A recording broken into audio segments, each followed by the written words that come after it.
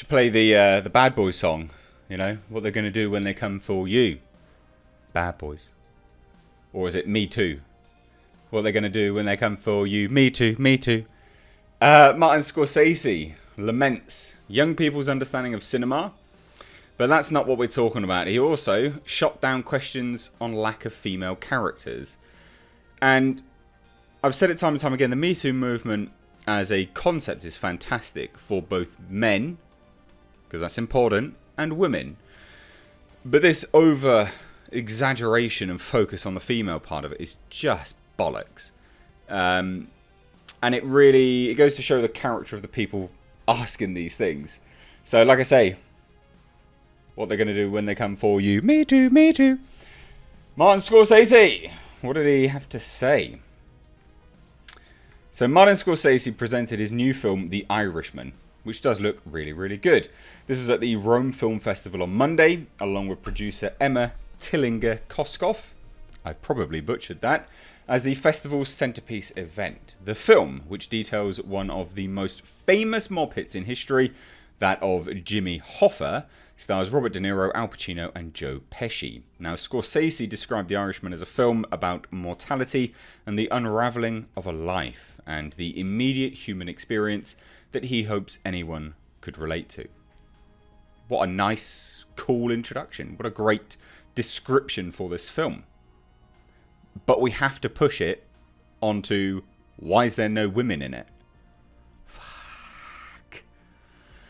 And I love his response. I really do. Martin Scorsese holds no prisoners with his response.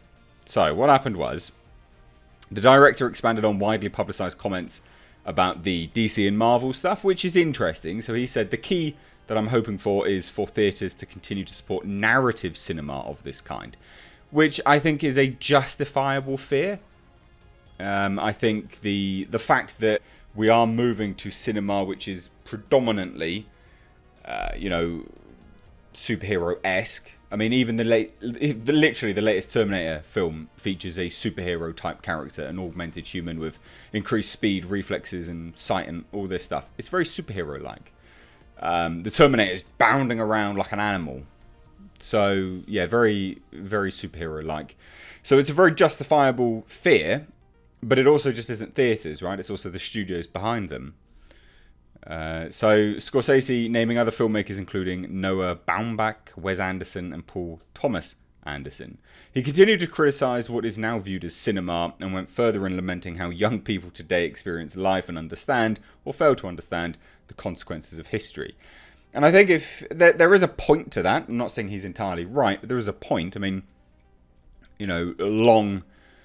long have we portrayed history through cinema for people to experience it and to really grasp the kind of consequences behind people's actions. I mean, for instance, alone, and this is where it starts to fall apart, this is where I don't agree with him, Joker, for instance. That is a film which I think does this very, very well. It is a consequence of people's actions in history, and I think it does make you question stuff.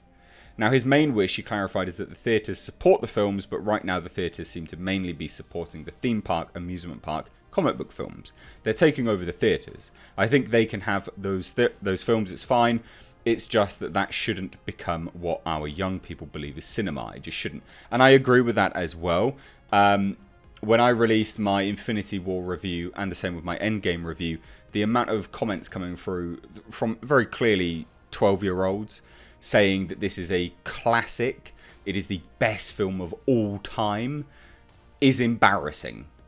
That's embarrassing. And I get it that everyone has an opinion, but when your opinion is based on a very small section of the massive library of theatre, it becomes a very embarrassing opinion to hold, especially when they are acting like rabid dogs chasing a bone. So we continue anyway.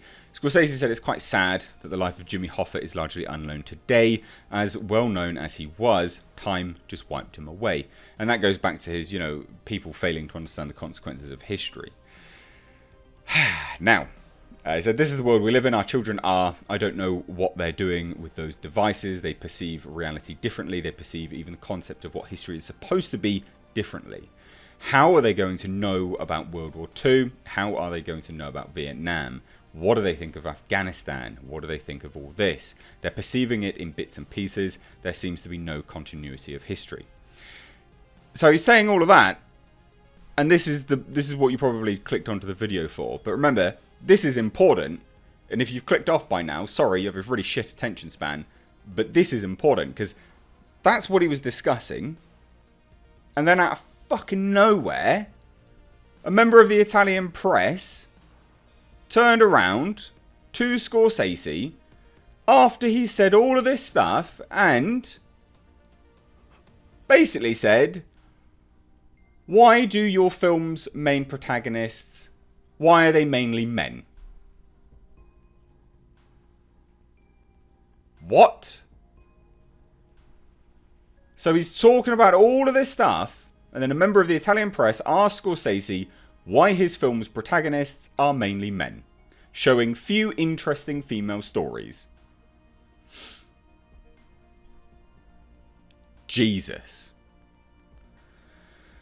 Now, this is from The Hollywood Reporter, and The Hollywood Reporter's review of the film stated that The Irishman is very much a movie about middle-aged men, and you miss the electric female energy of great roles that Scorsese shaped for Lorraine Bracco, Kathy Moriarty, and Sharon Stone, among others. But remember, ladies and gentlemen, this is based on real-life events. So if you're basing a film on real-life events, why the fuck would you just invent brand new people? It doesn't make no sense.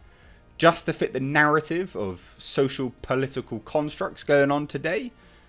No. No.